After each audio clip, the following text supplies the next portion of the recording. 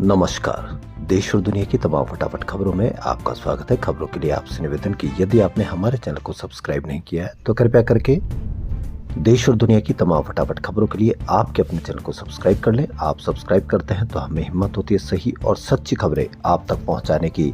Media में कहीं पर भी कोई राहुल गांधी की महारैली की कहीं कोई खबर नहीं, लेकिन मीडिया पर एक एजेंडा चलाया गया कि उसमें एक नारा बुलंद हुआ और पूरा मीडिया लग गया है उसकी कवरेज के लिए, उसकी चर्चा के लिए। तो जब राहुल गांधी की मीडिया कवरेज नहीं हुई तो ये नारा कैसे आया, यही बात और यही अंतर आपको समझना है। तो पूरे दिन भर आज उस नारे की बात होगी। कौन ने लगाया, किसने लगाया, कहीं पर भी कोई खबर नहीं, लेकिन नारा लगा और पूरा मीडिया लग गया उस पर चर्चा करने के लिए। क्या उस नारे की चर्चा करने से आपके बच्चों की बेरोजगारी दूर होगी? क्या महंगी शिक्षा सस्ती होगी? या ऐसी कोई भी खबर, पेट्रोल सस्ता होगा या डॉलर के मुकाबले रुपया मजबूत होगा? तो लोकसभा में विपक्ष के नेता राहुल गांधी 15 से 20 दिसंबर तक जर्मनी के दौरे पर रहेंगे। वहां वे जर्मन सरकार के अफसरों और भारतीय समुदायों से मुलाकात करेंगे। राहुल गांधी का पिछले 6 महीने में यह 5वां विदेशी दौरा है। इससे पहले जुलाई से लेकर सितंबर के बीच वे लंदन, मलेशिया, ब्राजील, कोलंबिया की यात्रा पर गए थे। राहुल गांधी 17 दिसंबर को जर्मनी की राजधानी बर्लिन में होने वाले इंडियन ओवरसीज कांग्रेस के एक कार्यक्रम में शामिल होंगे। वहां वे यूरोप के विभिन्न देशों से आए आईओसी के नेताओं से मुलाकात करेंगे। आईओसी ने इस दौरे को पार्टी के वैश्विक संवाद को मजबूत करने की दिशा में एक अहम पहल बताया है।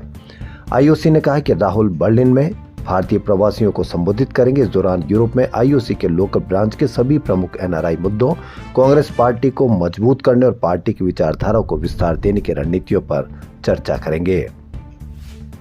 महाराष्ट्र राज्य चुनाव आयोग ने नगर निगम चुनाव की घोषणा कर दी। बीएमसी समेत राज्य की 29 नगर निगमों के लिए 15 जनवरी को मतदान होंगे, जबकि नतीजे 16 जनवरी को आएंगे। चुनाव लड़ने के इच्छुक उम्मीदवार 23 दिसंबर से 30 दिसंबर 2025 तक आवेदन कर सकते हैं। चुनाव आयोग 31 दिसंबर 2025 तक आवेदनों की जांच करेगा। वहीं 2 जनवरी तक नामांकन वापस लिए जा सकेंगे। चुनाव आयोग ने प्रेस कॉन्फ्रेंस करते हुए कहा कि नगर निगम चुनाव के लिए चुनाव चिन्ह डिस्ट्रीब्यूशन और अंतिम उम्मीदवारों की लिस्ट 3 जनवरी 2026 को जारी की जाएगी। चुनाव आयोग ने कहा कि मुंबई नगर निगम चुनाव में मतदाताओं को केवल एक ही वोट डालना होगा। इसके साथ ही मुंबई में कुल 10,111 मतदान केंद्र होंगे। मुंबई में 11 लाख दोहरे मतदाता पाए गए हैं। इन मतदाताओं से पूछा जाएगा कि वे किस मतदान केंद्र पर वोट डालेंगे।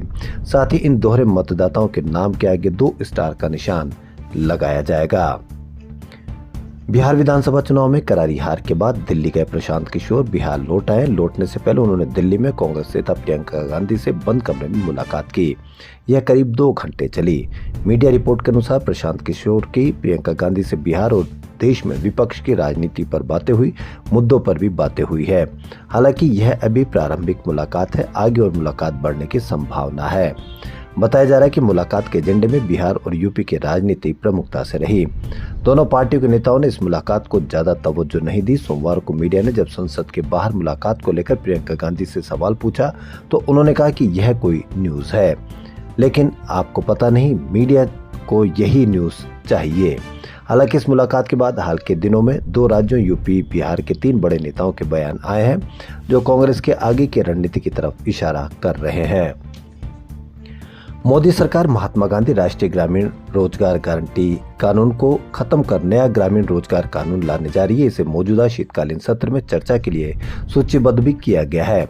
बिल की कॉपी सोमवार को लोकसभा सांसदों के बीच सर्कुलेट की गई। इसका नाम विकसित भारत गारंटी फॉर रोजगार एंड आजीविका मिशन VBGRAMG बिल 2025 रखा गया है। नए बिल में कहा गया है कि इसका उद्देश्य विकसित भारत 2047 के राष्ट्रीय विजन के अनुरूप ग्रामीण विकास का नया ढांचा तैयार करना है। काम के दिनों की संख्या 100 से बढ़कर 125 दिन कर दी जाएगी। इधर कांग्रेस ने सरकार के फैसले का विरोध किया। कांग्रेस सांसद प्रियंका गांधी ने कहा कि महात्मा गांधी का नाम क्यों हटाया जा रहा है।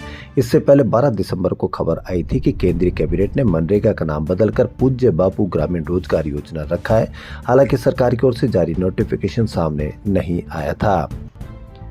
तमिलनाडु के मुख्यमंत्री MK स्टालिन ने रविवार को गृहमंत्री अमित शाह के चुनावी चैलेंज का जवाब दिया। स्टालिन ने तिरुवन्नामलाई में एक सभा को संबोधित करते हुए कहा कि शाह के अंदर अहंकार आ गया। वह खुद के साथ साथ पूरी संघी बटालियन यानी RSS के लोगों को भी ले आए तो भी यहाँ कुछ नहीं कर पाएंगे।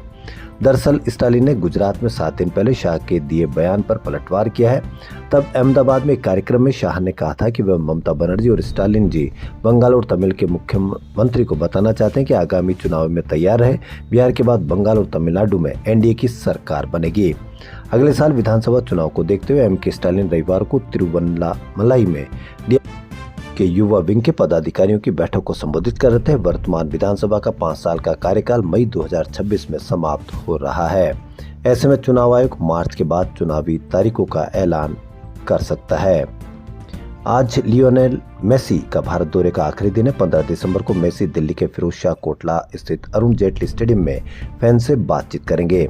ऐसे में एक बार फिर से फैंस की भारी भीड़ जुटने की उम्मीद है। मेसी आज दोपहर तक दिल्ली आने वाले हैं। मेसी एक सांसद के घर पर भारत के मुख्य न्यायाधीश और सेना प्रमुख से भी मिलेंगे। इस स्टेडियम में उनका कार्यक्रम दोपहर 1 बजे से 4 बजे तक चलेगा। इस दौरान स्टेडियम के आसपास ट्रैफिक की रफ्तार धीमी रहने और कई सड़कों पर डायवर्जन लागू रहने की संभावना है। कांग्रेस सांसद गौरव गोगोई और आम आदमी पार्टी के नेता सौरभ भारद्वाज ने भारतीय जनता पार्टी पर तीखा हमला बोला। दोनों नेता भारतीय जनता पार्टी द्वारा नितिन नबीन को राष्ट्रीय कार्यकारी अध्यक्ष नियुक्त किए जाने पर तंज कसा है। गौरव और सौरभ ने बीजेपी के इस फैसले को पार्टी में प्रक्रिया और लोकतंत्र की कमी बताया है। कांग्रेस के गोगोई ने रविवार को सोशल मीडिया एक्स पर लिखा कि भाजपा ने राष्ट्रीय कार्यकारी अध्यक्ष की नियुक्ति में प्रक्रिया की कमी और पार्टी कार्यकर्ताओं की भावनाओं को नजरअंदाज किया है। उनका दावा था कि पार्टी के अधिकांश कर्मियों से कोई परामर्श या सहमति नहीं ली गई। कांग्रेस नेता ने बीजेपी को घेरने की कोशिश की। वहीं आप नेता सौरभ भारद्वाज ने इस नियुक्ति को पर्ची सिस्टम करार दिया। उन्होंने व्यंग करते हुए लिखा कि आगे चलकर यह नेशनल पर्ची सिस्टम बन जाएगा, जिसमें पर्ची मंत्री, पर्ची मुख्यमंत्री, पर्ची राष्ट्रीय अध्यक्ष जैसे पदों का चलन होगा।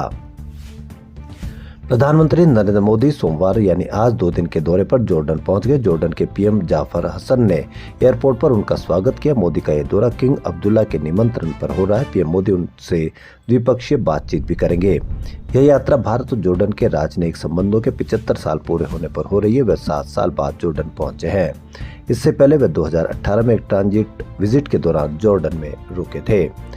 देश और दुनिया की तमाम फटाफट खबरों में फिलहाल इतना ही। यदि आपको हमारा चैनल पसंद आए तो लाइक, सब्सक्राइब और शेयर अवश्य करें। धन्यवाद।